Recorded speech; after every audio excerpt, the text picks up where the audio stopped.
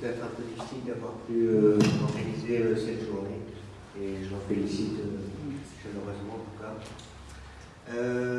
J'excuse également mes collègues, parce que normalement je ne suis pas tout seul ici au centre hospitalier d'Arras, on est 4 rhumatologues, avec le docteur Dupont, Caroline, Jean-Baptiste Candelier, qui est nouvellement arrivé depuis 2-3 ans, et une toute nouvelle assistante, Mathilde Delacour, qui sont malheureusement pris, ils ont d'autres occupations. Mais bon, j'aurais bien aimé qu'il soit un petit peu là aussi pour m'aider à vous présenter quelques données. Moi, j'ai voulu parler un peu dans les rhumatismes inflammatoires, pourquoi il faut bien prendre son traitement et ce qu'on appelle en fait l'observance thérapeutique. Donc l'observance thérapeutique a été définie par l'OMS en 2003 sur les mesures avec lesquelles les comportements d'une personne qui doit prendre son médicament, qui doit suivre un régime alimentaire et changer son mode de vie, correspondent en fait aux recommandations qui ont été convenues avec un professionnel de santé. En d'autres termes, ça veut dire est-ce qu'il va bien prendre la quantité, la dose de traitement et sur une période assez longue, car l'observance thérapeutique a été surtout définie dans les maladies chroniques. Et la base de l'observance thérapeutique, elle repose sur une alliance thérapeutique. L'alliance thérapeutique, c'est une bonne communication, c'est une bonne compréhension entre le ou les professionnels de santé et le patient. Ce n'est pas une simple rédaction d'un médicament où vous dites une dose sur autant de jours et ça ira mieux. C'est à la fois les comportements des patients, les croyances des patients, les messages des médecins qui vont influencer sur la prise du médicament et le contrôle de la maladie. Il y a deux types de patients non observants.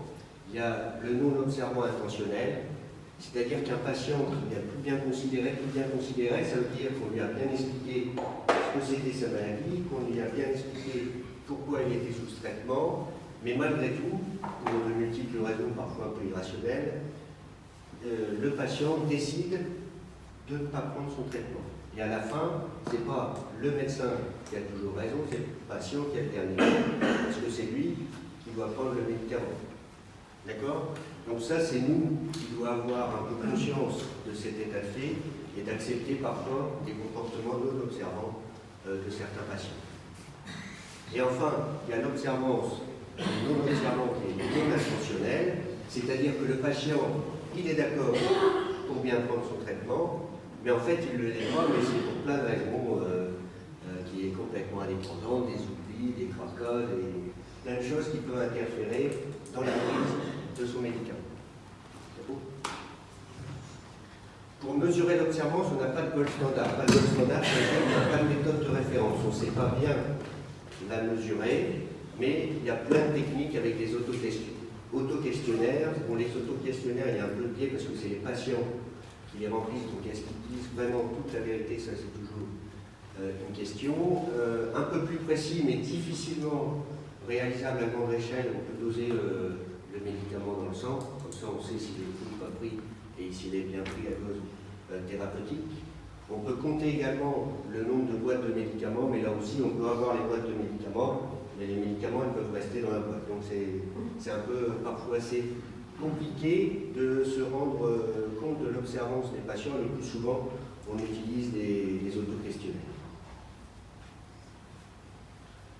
Dans les rhumatismes inflammatoires, on considère, dans les maladies chroniques, que ce soit les rhumatismes inflammatoires, mais dans le diabète, dans l'hypertension artérielle, qui sont les maladies chroniques les plus fréquentes, on considère qu'une bonne observance thérapeutique doit être supérieure ou égale à 80%. Dans les études, il y a peu de données qui se sont intéressées au rhumatisme inflammatoire. Les données les plus importantes, c'est dans la polyarthrite rhumatoïde, et on a des chiffres qui vont entre 30 et 80%, et en moyenne 50-60%, donc on a une observance qui est quand même relativement assez modeste, qui peut même parfois être un peu surprenante quand on sait parfois le retentissement fonctionnel des rhumatismes inflammatoires. Donc les conséquences de la non-observance, elles sont quand même multiples et elles découlent. Si vous ne prenez pas de façon assez régulière le traitement, vous avez plus de douleurs articulaires, plus de déformations articulaires, plus d'inflammation, plus de handicap fonctionnel.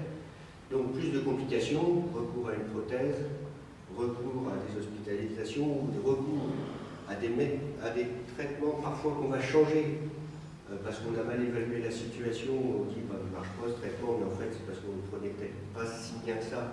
Et donc on va mettre d'autres traitements qui vont peut-être ne pas être tolérés, peut-être ne pas être efficaces.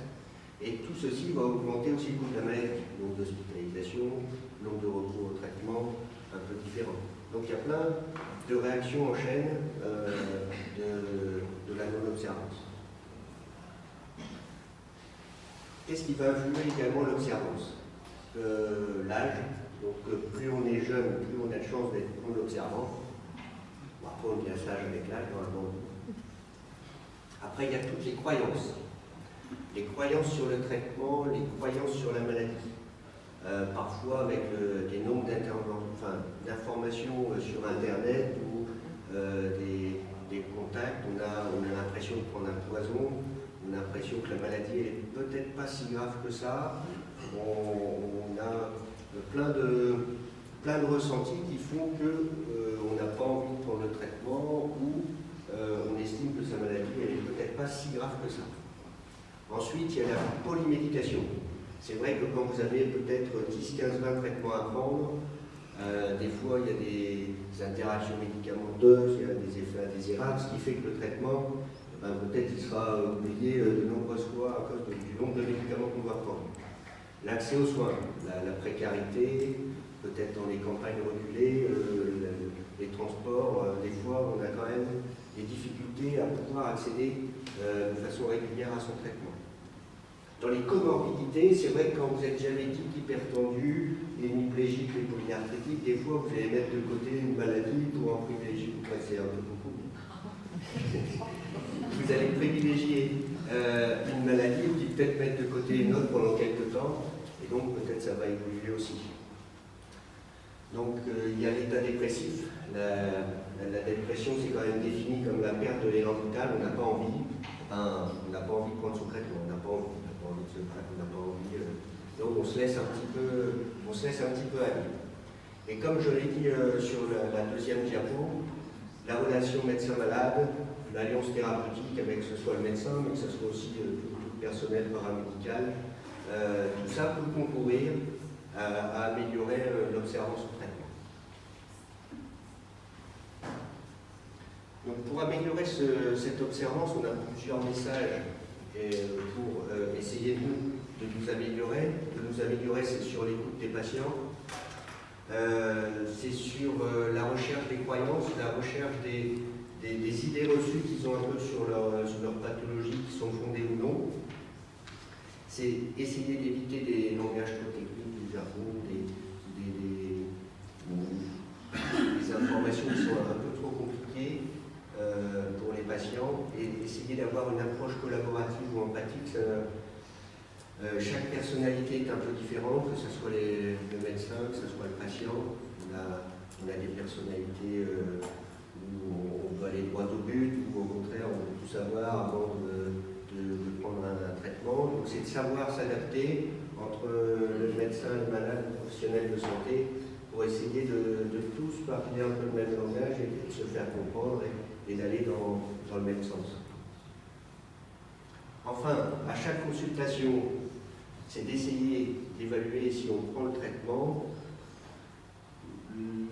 Normalement, on doit privilégier les questions ouvertes. Des fois, c'est un peu plus simple de demander est-ce que vous prenez votre traitement, mais il faut essayer de l'amener en comment vous ressentez-vous avec votre traitement suite à ce nouveau traitement, comment va votre maladie, et peut-être le malade va être un petit peu plus bavard sur son ressenti avec son traitement et s'il le prend très bien. Pour le patient, c'est réfléchir. C'est réfléchir quand il y a des choses qu'il ne comprend pas, il y a des effets qui lui sont curieux, ou s'il a des incompréhensions par rapport à tel médicament ou par rapport à telle évolutivité de sa maladie, c'est ne pas hésiter à demander de l'aide. Demander de l'aide, ça peut être demander de l'aide au médecin, au personnel paramédical, ça peut être demander de l'aide aussi au milieu associatif, avec un vécu des maladies d'expérience, un partage d'expérience qui peut être intéressant. Et enfin, ne pas hésiter de redemander aux médecins parfois de reverbaliser, d'essayer de s'exprimer autrement pour bien comprendre les messages qu'ils délivrent. Dans ce but-là, et depuis maintenant quelques années, on développe de plus en plus, surtout en milieu hospitalier, des programmes d'éducation dans les maladies chroniques. Les premiers programmes, c'est dans le diabète. Après, il y a les rhumatismes inflammatoires, les maladies inflammatoires du tube digestif. Le but de ces programmes d'éducation thérapeutique, c'est certes améliorer l'observance, mais pas que. C'est essayer d'autonomiser le patient et qu'il prenne à bras sa maladie, qu'il connaisse sa maladie, qu'il connaisse les conséquences de sa maladie, qu'il connaisse les traitements qu'il prend. Les plus grands effets indésirables. Parfois même, c'est apprendre des conduites à tenir dans telle situation pour qu'ils sachent quelle modalité ils doivent reprendre. Ça peut être la réalisation des techniques d'injection. Ici, vous avez là-bas un atelier dans ce cadre. Et puis après, souvent, c'est des groupes. Donc, vous rencontrez plein de patients avec des expériences et des connaissances différentes. Pour améliorer l'observance, il y a aussi les piluliers avec des alarmes, des systèmes de sonnette, des rappels. Et il y a tout le développement actuellement, c'est avec les téléphones, les smartphones, les applications, avec les objets connectés, on pourra probablement dépister des situations, sensibiliser les patients. Par exemple, ils ont fait 5000 pas alors qu'ils en faisaient 10 000 habituellement, alors peut-être ils ont plus de douleur, peut-être qu'ils ne prennent pas bien leur traitement, etc. Donc pour sensibiliser un peu les patients à prendre leur traitement.